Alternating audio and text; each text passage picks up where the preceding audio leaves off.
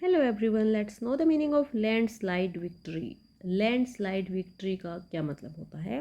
It means a win in election or contest by an overwhelming margin. Landslide victory is a win in an election or contest by an overwhelming margin, यानी किसी चुनाव या प्रतियोगिता में भारी अंतर से जीत, बहुत ज़्यादा मार्जिन से जीत लैंडस्लाइड विक्ट्री कहलाती है। इसे हम भारी जीत या निर्णायक जीत कहते हैं। For example, the candidate secured a landslide victory in the national elections, यानी कैंडिडेट ने एक भारी जीत हासिल की इन राष्ट्रीय चुनाव, यानी राष्ट्रीय चुनाव में या इन नेशनल इलेक्शंस। आज की इस वीडियो में बस इतना ही। Thank you for watching.